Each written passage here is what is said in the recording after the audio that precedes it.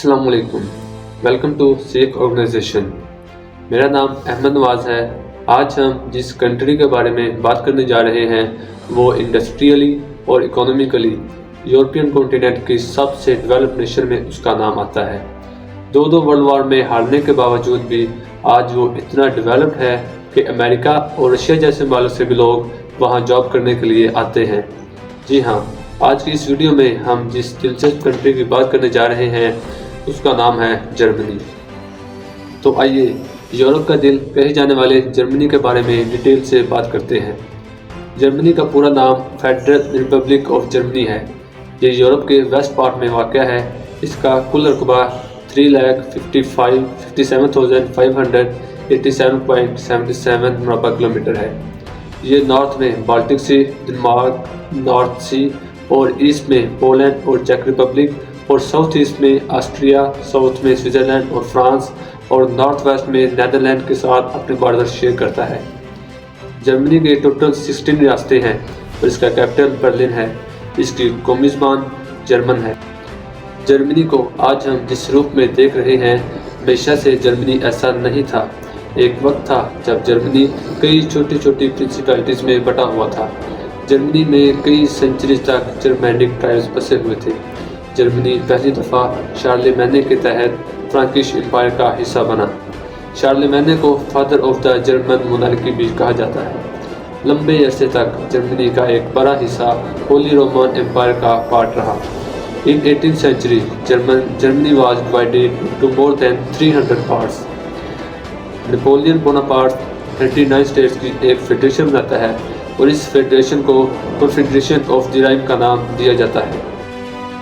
इसके बाद 1815 में बैटल ऑफ वाटरलू में नेपोलियन की हार हो जाती है और इससे इसका एम्पायर छीन लिया जाता है और इसके साथ नेपोलियन का बनाया हुआ कॉन्फेडरेशन ऑफ द राइन भी वियना कांग्रेस के तहत ख़त्म कर दिया जाता है। तो फिर जर्मन कॉन्फेडरेशन बना दिया गया। ऑस्ट्रिया को इस कॉन्फेडरेशन का लीडर बनाया गया। 1815 से 1850 तक जर्मनी ऑस्ट्रिया के ही अंडर में रहा।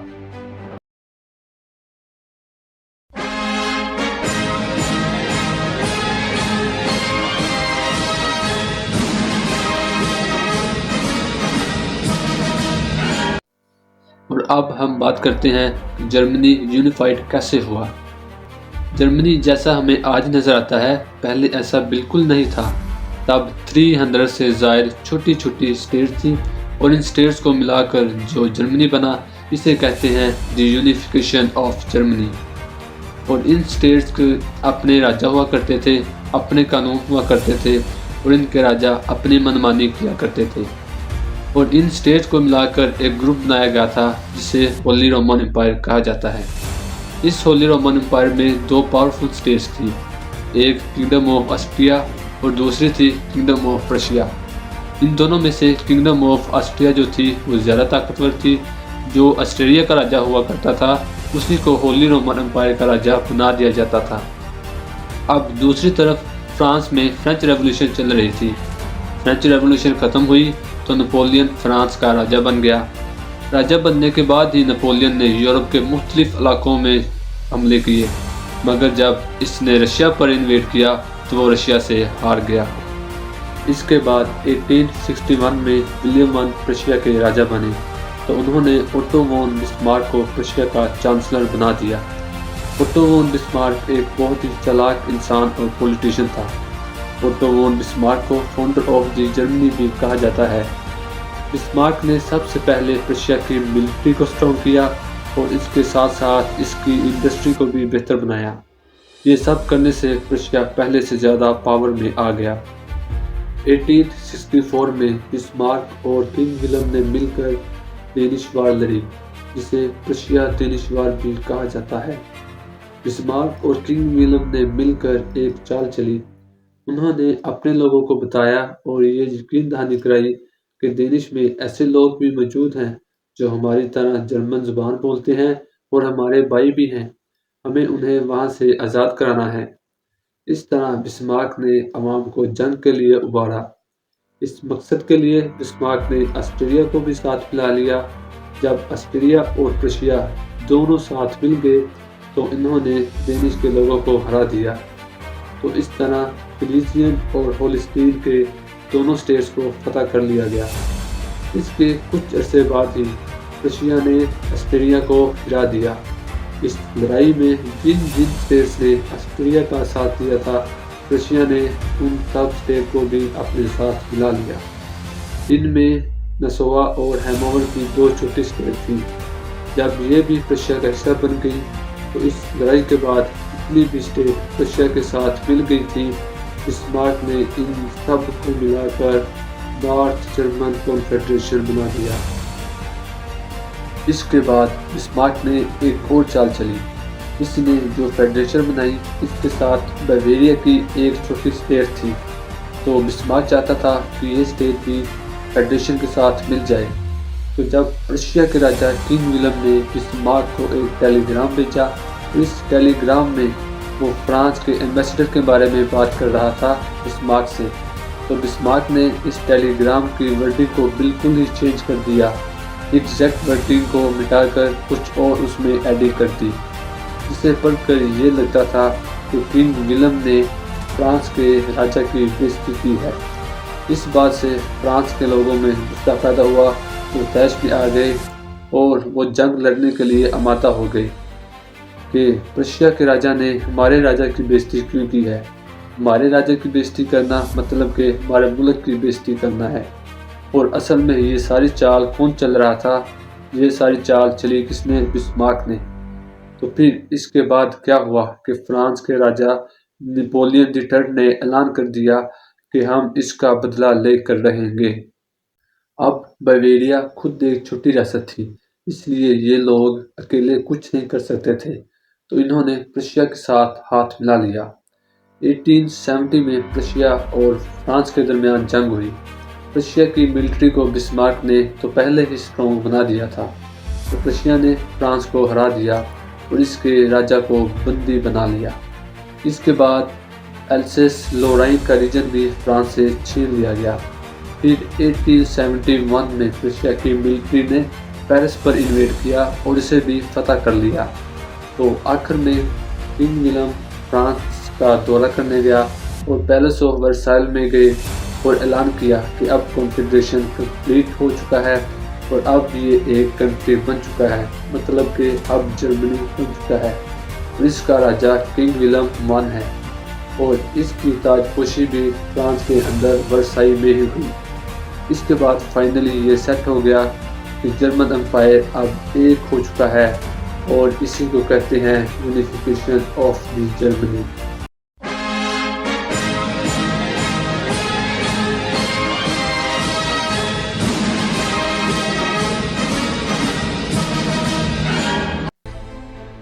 تو اب ہم بات کرتے ہیں کہ جرمنی اور ورلڈ وار I کا آپس میں کیا لنک رہا، یہ جنگ کیوں لڑی گئی، کیسے لڑی گئی، اس جنگ میں کون کون سے ممالک شامل تھے اور اس جنگ کی وجوہات کیا بنی۔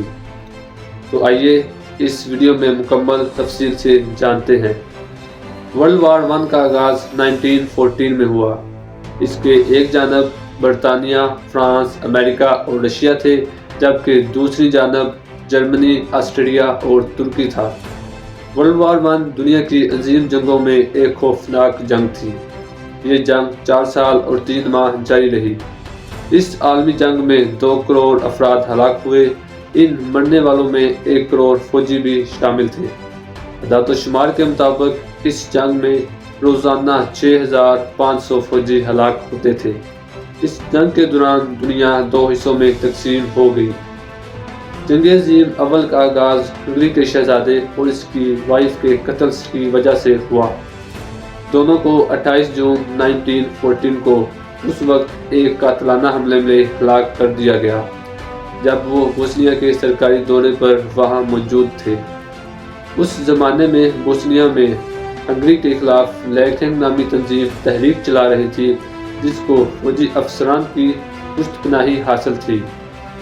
اس تحریک نے شہزادے اور اس کی وائف کو قتل کرنے کے لیے 6 نوجوانوں کو اپنے سیکریٹ نیٹ ورک کے ساتھ منسلک کر لیا اور انہیں باقاعدہ تربیت اور ویپن بھی مہیا کیے گئے۔ شہزادے اور اس کی وائف کی آمد کے موقع پر ٹاؤن ہال کی طرف جاتے ہوئے ان پر حملہ کیا گیا۔ پہلے حملے میں وہ بچ گئے، لیکن اس حملے میں 20 کے قریب افراد زخمی ہو گئے۔ ٹاؤن ہال کی طرف جاتے ہوئے ان پر دوبارہ حملہ ہوا۔ قاتلوں نے فائرنگ شروع کر دی۔ ایک گولی شہزادے کے سینے پر لگی، جبکہ دوسری گولی شہزادی کے پیٹ پر لگی۔ ان قاتلوں کو اسی موقع پر گرفتار کر لیا گیا۔ اس کے بعد ہنگری نے بوسنیا کے خلاف جنگ کا آغاز کر دیا۔ بوسنیا نے حالات کے پیش نظر رشیا سے مدد طلب کی، تو رشیا نے بوسنیا کی مدد کرنے کا فیصلہ کر لیا۔ رشیا کے میدان میں آتے ہی اب ہنگری نے جرمنی سے مدد مانگ لی۔ تو اس کے ساتھ ساتھ آپ کو بتاتے چلیں کہ آسٹریا ہنگری اور جرمنی کا 1882 میں ایک معاہدہ ہوا تھا، جس کے مطابق یہ طے ہوا تھا کہ مشکل وقت میں ایک دوسرے کی مدد کریں گے۔ چنانچہ اس معاہدے کی روح سے جرمنی ہنگری کے ساتھ مل کر بوسنیا پر حملہ کر دیا۔ اس حملے کے بعد ہی رشیا نے جرمنی پر حملہ کر دیا۔ اسی دور میں الائیڈ فورسز کا اتحاد ہوا تھا، جس میں برطانیہ، فرانس اور رشیا شامل تھا۔ فرانس جو کہ رشیا کا اتحادی تھا، لہٰذا اس نے بھی جرمنی پر حملہ کر دیا۔ اب جرمنی پر دونوں طرف سے حملہ ہو چکا تھا، ایک طرف رشیا تھا اور دوسری طرف فرانس تھا۔ فرانس کے ساتھ جنگ میں الجھنے سے جرمنی بری طرح مشکلات میں پھنس چکا تھا۔ اس کے بعد جرمنی کی مشکلات تب بڑھی جب برطانیہ نے تیسری طرف سے حملہ کر دیا۔ اب جرمنی تینوں اطراف سے بری طرح جنگ میں گر چکا تھا۔ 5 ستمبر سے 12 ستمبر 1914 تک پیرس کے مضافات میں لڑی گئی جنگ میں جرمنی کو شکست کا سامنا کرنا پڑا۔ 1970 تک دونوں جانب کے افواج خندقوں سے ایک دوسرے پر حملہ آور ہوتی رہی اور سینکڑوں فوجی شہید ہوتے رہے۔ 1917 میں الائیڈ فورسز نے اس جنگ میں امریکہ کی کمی کو محسوس کیا اور امریکہ بھی اس جنگ میں آنے کے لیے بہانے تلاش کر رہا تھا۔ تو پھر دو ایسے واقعات رونما ہوئے جس سے امریکہ کے لیے اس جنگ میں شامل ہونے کے چانسز مزید بڑھ گئے۔ ہوا یہ کہ 1915 میں جرمنی پر ایک مسافر جہاز کو ڈبونے کا الزام عائد ہوا، جس میں 159 امریکی بھی شامل تھے۔ دوسرا واقعہ اس وقت پیش آیا جب 1917 کی ابتدا میں جرمنی کی جانب سے میکسیکو بھیجے گئے خفیہ ٹیلی گرام میں امریکہ کے خلاف خفیہ پیغام موجود تھا۔ 6 اپریل کو امریکہ بھی جرمنی کے خلاف اس جنگ میں شامل ہو گیا۔ امریکہ جب طاقتور فوج، نئے ہتھیار اور نئی ٹیکنالوجی سے اس جنگ میں شامل ہوا تو ہر طرف ہلچل مچ گئی۔ امریکہ کے شامل ہوتے ہی رشیا نے جنگ سے نکلنے کی تیاری شروع کر لی۔ 3 مارچ 1918 میں جرمنی کے ساتھ رشیا نے امن معاہدے پر دستخط کیے اور خود کو اس جنگ سے علیحدہ کر لیا۔ مشرقی سمت سے امن ہونے کے بعد جرمنی نے اپنی افواج مغربی سمت میں امریکہ سے لڑنے کے لیے روانہ کر دی۔ اس لیے جرمنی کے مغرب میں یہ جنگ 1 سال مزید جاری و ساری رہی۔ امریکی افواج جنگ لڑنے کے لیے طاقت میں تھی، جبکہ الائیڈ فورسز کی افواج اب مسلسل 3 سال جنگ کرتے کرتے تھک چکی تھی۔ 1918 میں ان فریقین کے درمیان عارضی صلح پر اتفاق ہوا اور 11 نومبر 1918 کی صبح 11 بجے کروڑوں لاشوں کے ڈھیر اور زخمیوں کے ساتھ اس جنگ عظیم کا اختتام ہوا۔ 1919 میں ورلڈ وار 1 ختم ہوئی اور ایک فیمس پیس ٹریٹی سائن ہوئی، جسے دی ٹریٹی آف ورسائلز کہا جاتا ہے۔ اس کا امپورٹنٹ کلاز آرٹیکل 231 تھا، جس میں لکھا تھا The Allied and Associated Governments affirmed and Germany accept the responsibility of Germany and her allies for causing all the loss and damage to which the Allied and Associated Governments and their nationals have been subjected as a consequence of the war imposed upon them by the aggression of Germany and her allies۔ اس کا مطلب یہ تھا کہ world war 1 میں جتنا بھی نقصان ہوا تھا، اس سارے نقصان کی رسپانسبلٹی جرمنی کی تھی۔ اس کلاز کو وار گل کلاز بھی کہا جاتا ہے۔ اصل میں برطانیہ اور فرانس چاہتے تھے کہ جرمنی ایک بڑی کاسٹ پے کرے کہ ان کا جتنا بھی نقصان ہوا ہے وہ سارا کا سارا جرمنی پورا کرے گا۔ ٹریٹی آف ورسائل کے تحت جرمنی کو $33 بلین کا فائن دینے کے لیے کہا گیا، اور یہ اماؤنٹ اتنی زیادہ تھی کہ جرمنی 2010 میں اس کی آخری پیمنٹ ادا کرتا ہے۔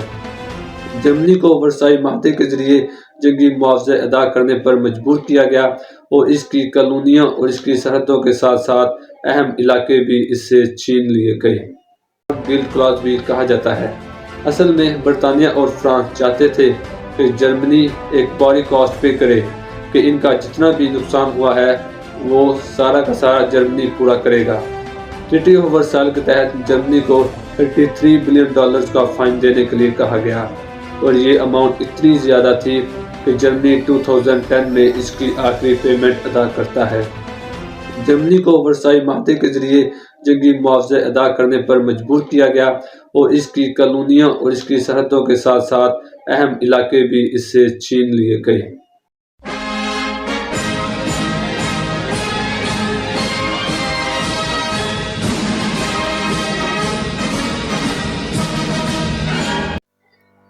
تو اب ہم بات کرتے ہیں جرمنی کے ایک جابر حکمران ہٹلر کے بارے میں۔ ہٹلر کون تھا؟ ہولوکاسٹ کیوں رونما ہوا؟ اس کے پیچھے بنیادی وجہ کیا تھی؟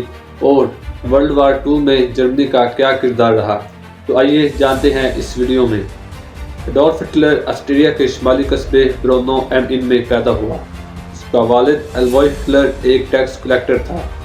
ہٹلر 1908 میں وینا میں آ کر آباد ہو گیا۔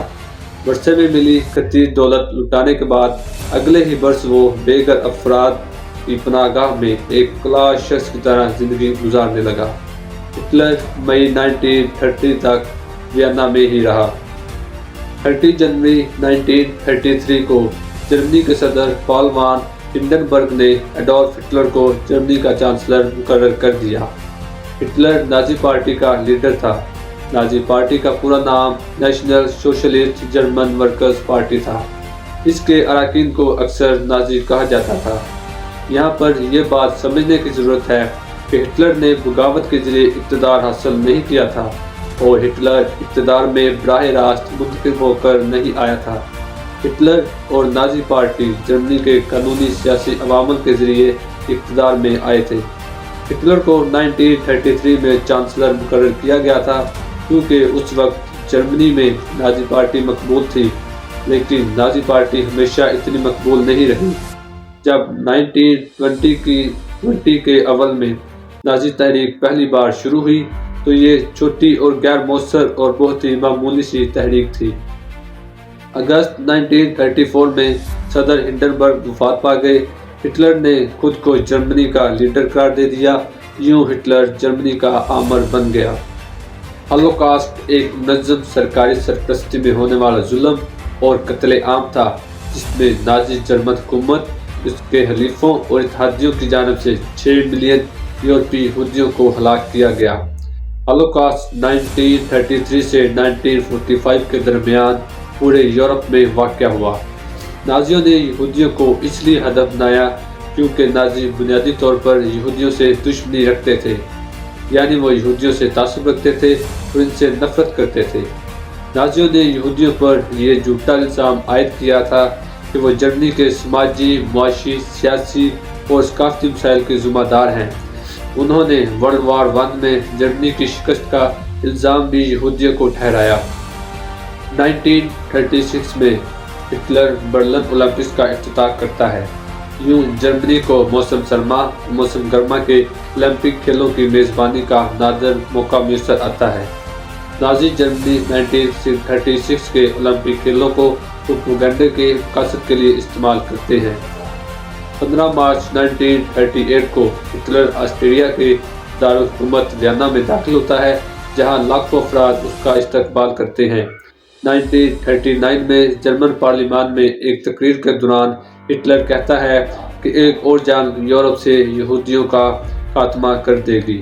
11 دسمبر 1941 میں پرل ہاربر پر جاپانی حملے کے نتیجے میں نازی جرمنی اور اس کا حلیف ملک اٹلی امریکہ کے خلاف اعلان جنگ کر دیتے ہیں، باوجود اس کے کہ امریکہ نے جنگ کا اعلان صرف جاپان کے خلاف کیا تھا۔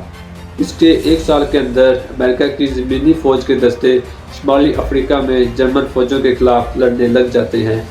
31 जनवरी 1943 में कई माह तक जारी रहने वाली शदीद लड़ाई और भारी जानी नुकसान के बाद दूसरी आलमी जंग एक नाजुक मोड़ में दाखिल होती है। जर्मन फौज के बाकी मंदा 91,000 फौजी स्टालिनग्राड के मुकाम पर हथियार डाल देते हैं। यूं हिटलर का सोवियत यूनियन को शिकस्त देने का ख्वाब रेजा हो जाता है। 6 जून 1944 में इत्तेहादी फौजें फ्रांस के नॉर्मंडी साहिलों पर कामयाबी से उतर जाती हैं और जर्मनों और हिटलर की हुकूमत के खिलाफ दूसरा महाज खोल देती हैं। 1944 में हिटलर फौजी और सिविल एहलकारों की तरफ से कत्ल की कोशिश में बच जाता है। इस कोशिश की नाकामी और मुतलका तौर पर हुकूमत का तख्ता उल्टने के मंसूबे की वजह से 7,000 के लगभग अफराद गिरफ्तार कर लिए जाते हैं और 5,000 को मौत के घाट उतार दिया जाता है। 30 अप्रैल 1945 में हिटलर पेशकदमी करने वाली सोवियत फौजों की तरफ से गिरफ्तार होने के बजाय बर्लिन के एक बंकर में खुदकुशी कर लेता है।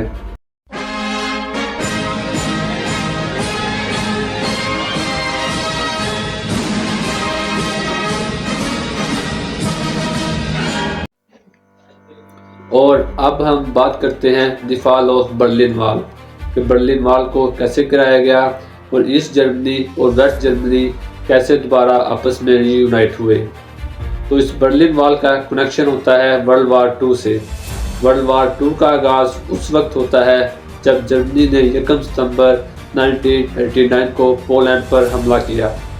बरतानिया और फ्रांस ने इस हमले के रद्द अमल में 3 सितंबर को जर्मनी के खिलाफ ऐलान जंग कर दिया। एक माह के अंदर जर्मन फौजों और सोवियत के इत्तेहाद ने पोलैंड को शिकस्त दे दी और यूं पोलैंड नाजी जर्मनी और सोवियत यूनियन के दरमियान तकसीम हो गया। वर्ल्ड वार 2 में एक तरफ जर्मनी, इटली और जापान थे, जबकि दूसरी तरफ यूएसए, फ्रांस, यूके और सोवियत यूनियन जैसी कंट्रीज शामिल थी और ये जंग जर्मनी, इटली और जापान हार गए थे। तो इसके बाद हिटलर ने सुसाइड कर लिया था। जर्मनी के जंग हारने के बाद एलाइड कंट्रीज ने जर्मन को अपने कंट्रोल में ले लिया और इसे 4 हिस्सों में तकसीम कर दिया। और जब जर्मनी को 4 हिस्सों में तकसीम कर दिया गया तो उसके बाद ईस्ट जर्मनी का हिस्सा सोवियत यूनियन को दे दिया गया। तो जो वेस्ट जर्मनी के 3 हिस्से थे, इनमें से एक यूके के पास गया, एक फ्रांस के पास और एक यूएसए को दे दिया गया। बाद में इन तीनों पार्ट्स को रीयूनाइट कर दिया गया और वेस्ट जर्मनी बना दिया गया। और ये डिवीजन सिर्फ पॉलिटिकल डिवीजन नहीं थी, बल्कि ये डिवीजन आइडियोलॉजिकल डिवीजन थी। सोवियत यूनियन कम्युनिज्म से इंस्पायर्ड था, जबकि वेस्ट जर्मनी कैपिटलिज्म आइडियोलॉजी से इंस्पायर्ड था। इसके बाद लोग ईस्ट जर्मनी से वेस्ट जर्मनी की तरफ माइग्रेशन करने लगे। 13 अगस्त 1961 को बर्लिन दीवार बनाई गई, जो ईस्ट जर्मनी और वेस्ट जर्मनी को डिवाइड करती थी। इस दीवार ने वेस्ट बर्लिन को मुकम्मल तौर पर घेर रखा था और इसमें चेक पॉइंट्स भी बनाए गए थे। आहिस्ता आहिस्ता जब लोगों ने दीवार को क्रॉस करना शुरू कर दिया तो गवर्नमेंट ने बार्ब वायर दीवार के ऊपर लगा दी ताकि कोई इंसान दूसरी तरफ हिजरत ना कर सके। From 4th and 5th floor windows, from any hatchway open to escape, they flee. This woman drops into a net held by alerted firemen, and then, as the tense crowd watches, she is followed by her husband. But first, he throws out a few prized possessions.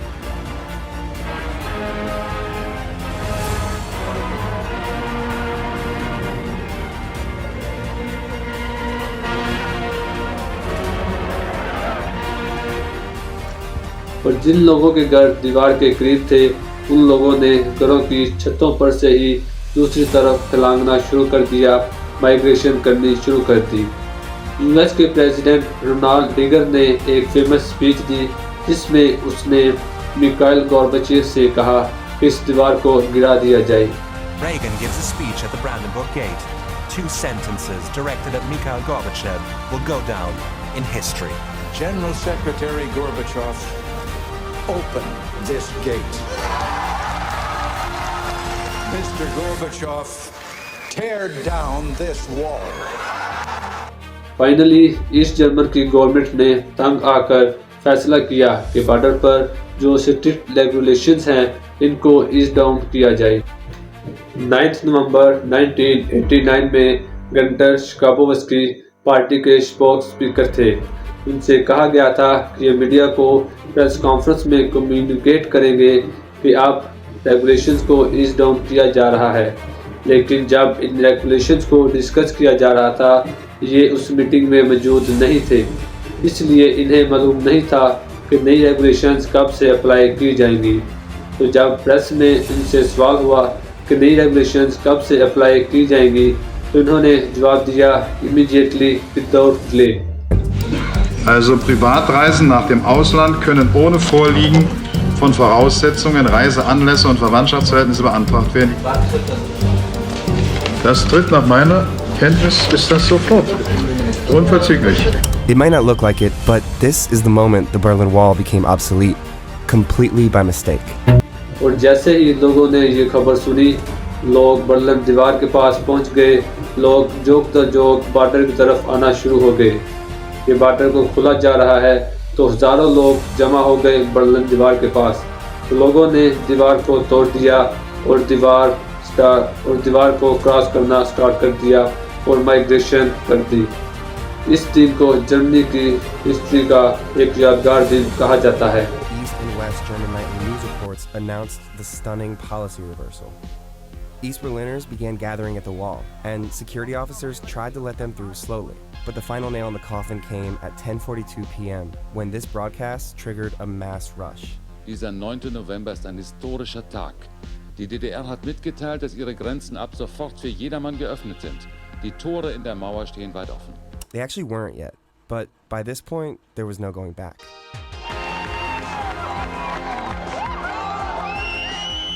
Tens of thousands of Berliners stormed the wall, saying they heard on the news that they could cross. The outnumbered East German border guards were completely overwhelmed. Tear down this wall. Or this. Or maybe...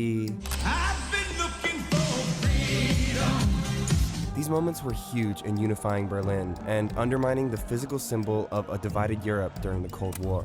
And thousands of people streamed into West Berlin. Ich bin so happy. Ich habe so viele Freunde drüben und ich freue mich so, weil ich schwör's euch, so toll. Ist das ein schöner Tag? Ja. Ist das eine Nacht? Aber toll, da flippst du aus. Ich gehe West Berlin! Over its 28-year history, at least 140 people died trying to cross the Berlin Wall. November 9th plus unification a year later was the most decisive event in